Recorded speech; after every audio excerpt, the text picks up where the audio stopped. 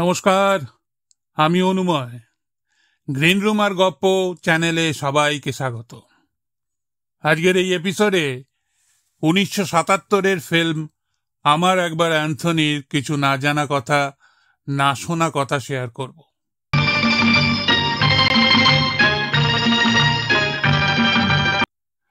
মনমোহন দেশাইয়ের ঘনিষ্ঠ বন্ধু writer director Prayagraj একদিন মনমোহন দেশাইয়ের বাড়িতে আসেন ওনার ফার্ম হাউসের চাবি নিতে। প্রয়াগরাজ সপরিবারে সেই ফার্ম হাউসে কিছু সময় কাটাতে চেয়েছিলেন।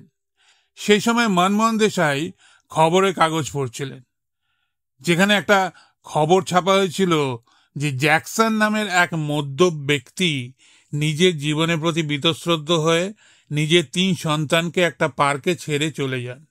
এই ঘটনাটা নিয়ে মনমোহন দেশাই আর প্রয়াগরাজ আলোচনা শুরু করেন।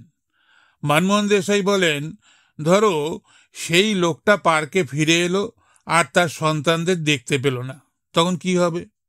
আলোচনা বাড়তে থাকলো। এমন কথাও এলো যে ওই বাচ্চাদের আলাদা আলাদা মানুষজন অ্যাডাপ্ট করে নেন, তখন কি হবে?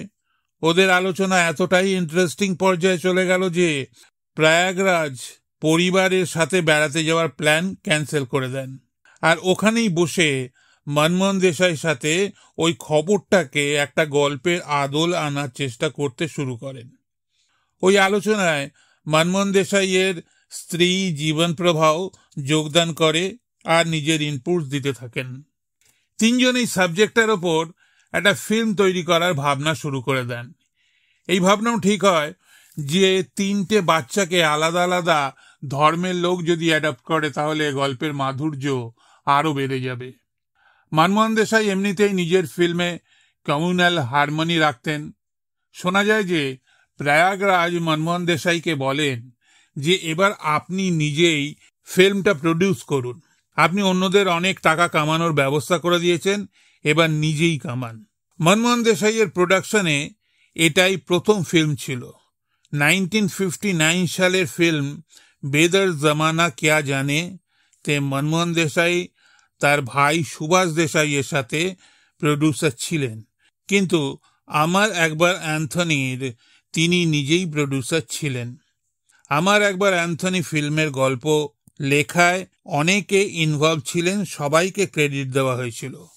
Story idea Pushpa Sharma, story JM Desai, screen play Prayagraj, scenario KK Shukla, dialogues Kader Khan, বাকি ক্রেডিটসে লিরিক্স আনন্দ বক্সি, মিউজিক লক্ষ্মীকান্ত প্যারেলাল, নির্মাতা নির্দেশক মনমোহন দেশাই।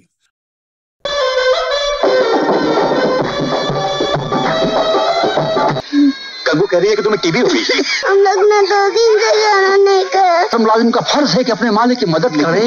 देखो तुम एक यंग आदमी है, कुछ मेहनत करो, कुछ काम करो। उन्हीं पैसों से आप बच्चों की परवरिश करना। तुम लोग यहाँ से जाना नहीं। हाँ, मैं अभी वापस आता हूँ। वारे खुदा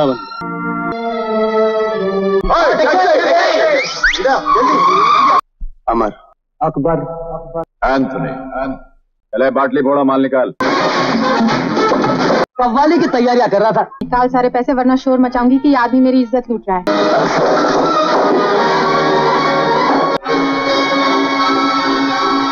मेरी बेटी कहाँ? तो आओ बेटी आओ। मिस, अब क्या है? Do you love me? जिस दिन ये बिजली कड़की ना, सारी वखार को जलाकर राख कर देगी मियाँ।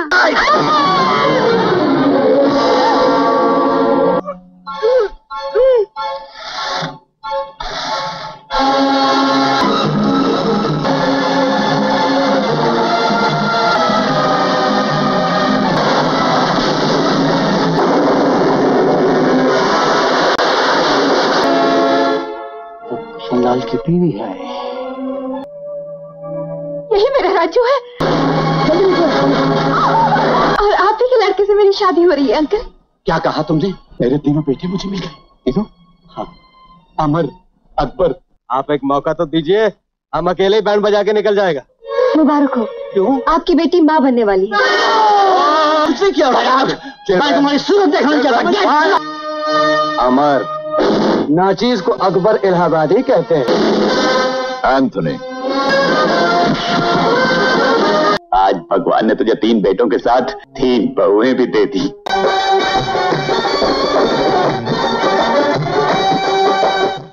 গল্পে ঠিক করাই ছিল 3 জন ছেলেকে হিন্দু, মুসলমান আর খ্রিস্টান আলাদা আলাদা লোক অ্যাডপ্ট করবে। এই ভাবনার পর এই 3 হিরো রোল সিলেকশনের কথা আসে। আমার এই রোলটা মনমোহন দেশাই ধর্মেন্দ্রকে দিতে চেয়েছিলেন, কেননা ধর্মেন্দ্র মনমোহন দেশাইয়ের সঙ্গে দুটো ফিল্ম করছিলেনই, কিন্তু ধর্মেন্দ্র রোলটা করতে চাননি, রিজেক্ট করে দেন। শোনা যায় যে ধর্মেন্দ্রের ডেটসের প্রবলেম ছিল। এটাও শোনা যায় যে ধর্মেন্দ্র বলেছিলেন রোলটা ছোট আর শেডসও কম, তুলনায় আকবর আর অ্যান্থনির চরিত্র অনেক বেশি কালারফুল। ধর্মেন্দ্রের এই রিজেকশনটা মনমোহন দেশাইয়ের ভালো লাগেনি। এই জন্যই চাচা ভাতিজা আর ধরমবীরের পর আর কোনো ফিল্মে ওনারা একসাথে কাজ করেননি।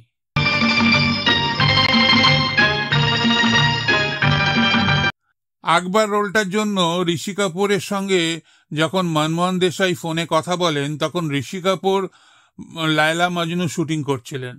মনমোহন দেশাই বলেন, আমি একটা ফিল্ম করছি, আমার আকবর অ্যান্থনি, আর তোমাকে আকবরের রোলটা করতে হবে। ঋষি কাপুর ভেবেছিলেন কোনো হিস্টোরিক্যাল ড্রামা টাইপ ফিল্ম হবে। বলেন, আকবরের রোল তো আমার দাদামশাই পৃথ্বীরাজ কাপুর করেছিলেন, আমি কিভাবে করব। পরে যখন সাক্ষাতে আলোচনা হয়, তখন ঋষি কাপুরের কাছে ব্যাপারটা ক্লিয়ার হয়।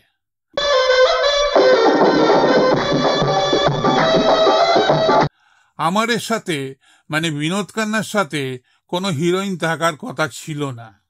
বিনোদ খান্না বলেছিলেন, আমারও একটা হিরোইন দরকার। মনমোহন দেশাই শাবানা আজমিকে বোঝান যে আপনার রোলটা খুব একটা ইম্পর্ট্যান্ট নয়, শুধুমাত্র বিনোদ খান্নার কথা রাখতে এই রোলটা রাখা হচ্ছে। শাবানা আজমি মনমোহন দেশাইয়ের সততার জন্য রোলটা অ্যাকসেপ্ট করে নেন। তবুও শুটিংয়ের সময় বিনোদ খান্না বারবার বলেন যে আমার রোলটায় কিছুই নেই। মনমোহন দেশাই জবাবে বলেন, পারভারিশে তোমার রোল অমিতাভের চেয়ে অনেক ভালো।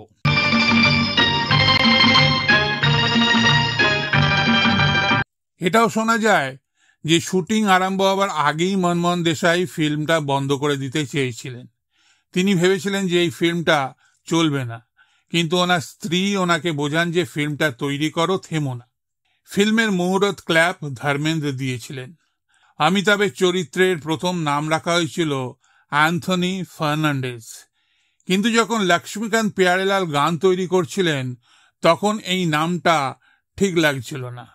পরে প্যারেলাল তার মিউজিক গুরু অ্যান্থনি গঞ্জালভেজ নামটা ইউজ করার সাজেশন দেন।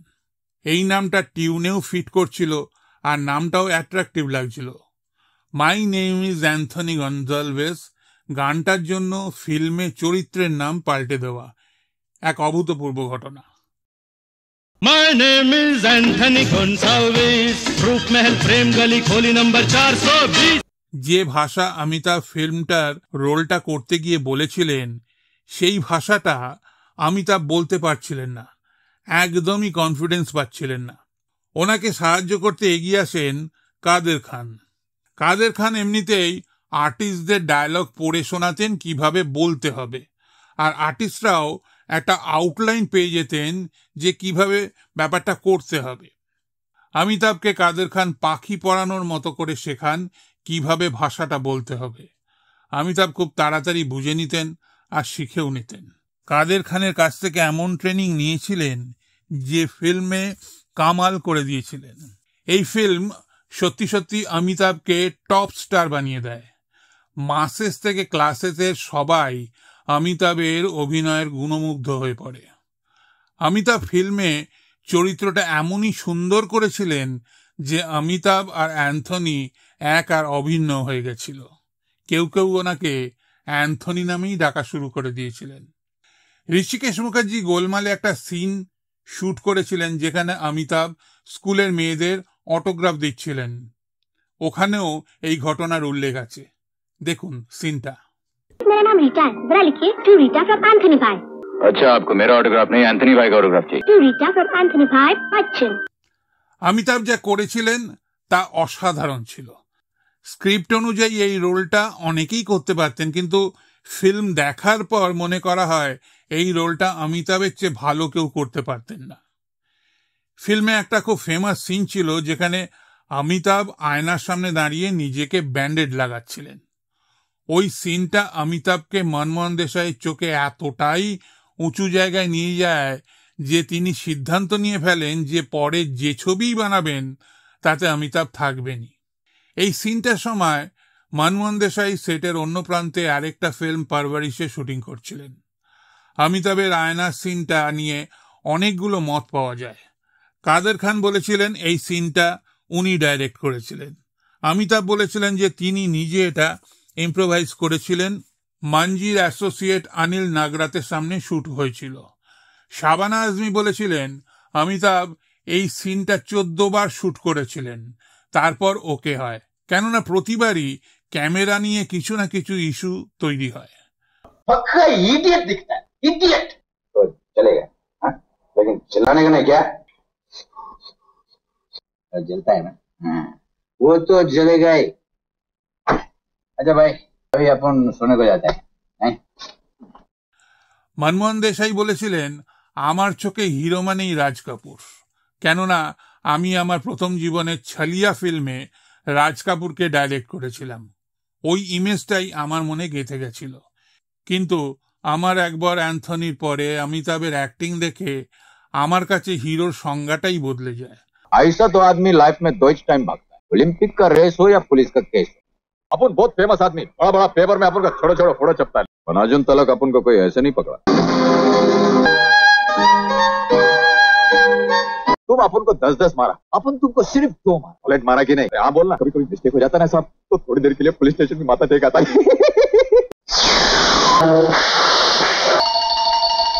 हम तुम्हारा कसम खा के बोलता है कि हम इतना बुरा आदमी बनेगा, इतना बुरा आदमी बनेगा कि दुनिया का कोई भी ताकत हमको नहीं सुधार सकेगा। फादर का बच्चा नहीं सन, फादर को बाप बोलते हैं, और तुम्हारा बाप तुम्हारे सामने खड़ा है। Excuse me please.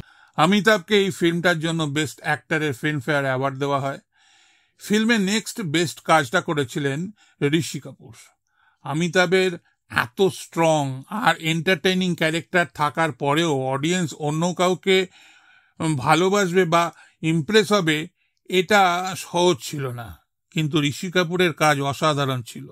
আমার একবার অ্যান্থনি রিলিজ হবার আগেই প্রমাণ করে দিয়েছিলেন ঋষি কাপুর যে তিনি কত বড় ভার্সেটাইল অ্যাক্টর। ফ্যান ফলোয়ার্সও প্রচুর তৈরি হয়ে গেছিল। আকবরের রোলটার জন্য ঋষি কাপুরের চেয়ে ভালো কাউকে ভাবাই যায় না। बेटी हम तो कह रहे थे कि इससे सजीला और खूबसूरत नौजवान तुम्हें सारे जमाने में हथेली पर सूर्य रखकर ढूंढने पर नहीं मिलेगा। हाँ मैं अकबर हूँ, अकबर। क्या अकबर? अकबर अल्लाह अकबर अल्लाह तुम। चलो मुन्ने राजा, अब तो जरूर बजेगा तुम्हारा बाजा। हम आप कहते हैं बाबा शटाब कहते हैं। ফিল্মে ঋষি কাপুরকে অ্যাজ এ সিঙ্গার করে দিয়ে ক্যারেক্টারটাকে আরো কালারফুল আর মজাদার করে দেয়। ঋষি কাপুর ফিল্মে 4টে গান গেয়েছিলেন, যেগুলো প্লেব্যাক দিয়েছিলেন মোহাম্মদ। तेरी फुरकत में मैं सोया नहीं महीनों से, हमको तुमसे हो गया है प्यार। बल्ली प्यार का दुश्मन हाय हाय, शिरडी वाले साईं बाबा। টাইটেল সঙ্গে ঋষি কাপুরের জন্য শৈলেন্দ্র গেয়েছেন अनहोनी को होनी कर दे, होनी को अनहोनी। हमको तुमसे हो गया है प्यार। এই গানটায় কিশোর কুমার, মোহাম্মদ রফি, মুকেশ আর লতা মঙ্গেশকর গেয়েছেন। गॉड प्रॉमिस हम सच बोला है, हमको तुमसे हो गया है प्यार, हमको तुमसे हो गया है प्यार। बोलो तो जिए, बोलो तो मर जाए। পর্দা है পর্দা গানটা খুবই সুন্দর ছিল। আরো আকর্ষণীয় হয় যেখানে অমিতাভ মঞ্চে উঠে আসেন।